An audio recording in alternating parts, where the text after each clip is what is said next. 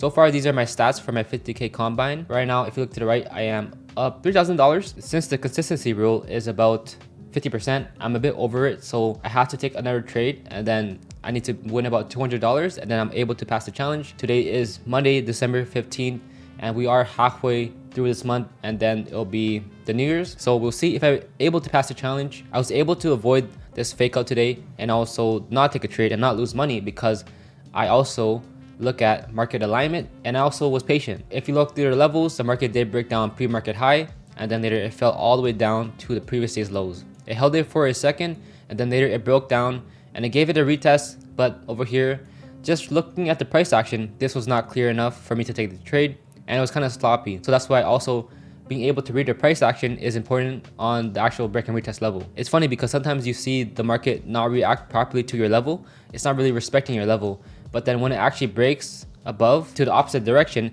it gives you that nice retest. And if you look closely, it never broke down that level and it retested it really nicely. And that was the break and retest long, a reclaim break and retest long for the upside if you were to do that. I personally don't trade this, the reclaim, because I like a break and retest on the opposite direction. I always try out a range and then I personally only like a break and retest outside of these boxes if it goes out like this or if it breaks down like this. It doesn't matter if it reclaims back and then gives me a retest because that's just trading inside the range and I don't like doing that because if I'm looking at a bigger time frame, it just doesn't really make sense for me. And although it could work, it's just personally not what I like taking and I'm not very confident in taking it. This retest right here is pretty clean and some people may have taken the trade right here on this candle because it looks like it's breaking above.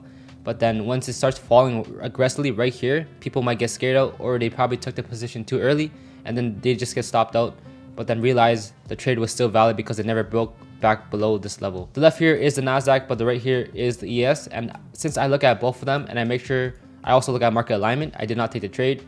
And although this might have still worked, and maybe I was thinking of taking the trade still because I actually was making sure I get the right retest. I was making sure that I wasn't just trying to rush the trade because I want to pass my challenge. I made sure that it was really an A+ setup before I take the trade and not just like chase trades for no reason. I knew that even though the Nasdaq was breaking down the previous day's lows, I know that the ES can still hold up this market, and that's why the shorts on the Nasdaq right here could just fail and just get bought back up because the ES is holding up the market. Although the ES has this previous day's lows, the Nasdaq, if it gave me a proper clean break and retest and it looked really A+, I still would have taken the trade because it would have breakdown still and then the ES would also break down as well. Or to make sure that you get like a really proper clean break and retest, you just make sure that the Nasdaq breaks down and also wait until the ES breaks down as well. Sometimes though, you may not get a proper retest on the ES because the Nasdaq already gave you the proper retest. And if you wait for the ES, it may not give you the proper retest. Context always depends, and that's why reading price action on levels is actually a skill and not just like blindly taking random trades. You see how the market has weakness right here? This is the reason why I don't like taking this type of trade, because although the market did reclaim and it's going back up, if I did actually take the trade, which would be above these levels right here, and maybe I would have taken it a little less. Also to factor in the volume, maybe I would have taken it up here. But even if I did take it in properly above these candles and I put my stop loss just below this previous day's lows here and my key level, it would have been about 47 points and I'll be targeting 3 to 1 because that is my strategy, a 3 to 1, and I wouldn't have gotten it yet. The market looks like it could still build because it needs more pullback and then go up higher. But if you look at bigger time frames, and even not even the bigger time frames, you just look at where the market opened. The market opened in pre-market high, and this is what was the opening print, and the market is in a downtrend. And in the bigger time frames, it still needs a pullback, right? This is the pullback. This could also be a pullback. It may still need a bigger pullback. This can go all the way up here and go up here, but then still reject the pre-market high, or even like reject under it and still fall all the way down here. That's why I don't like taking reclaims. And in the bigger time frames, not even this time frame right here, but if I zoom out more, imagine the market was up here, right? The market was up here, so this was the break, this was a pullback, this was also a pullback, but it's still rejecting it, and the bigger time frame is right here. So the market's still in a downtrend. That's why I don't like taking reclaims. I only like taking a break of a structure. There could potentially be a trade today. Right now it's only 11:38. I like to stop trading around 12 o'clock. I can't always trade around this time because sometimes I have work. So really depending on the day, I either just had to work or I just go to the gym and then I had to work later. So my time is always not going to be the same. And at least for this day, I'm able to trade longer. This market could still break down this previous day's lows and give you a better retest and it will still work.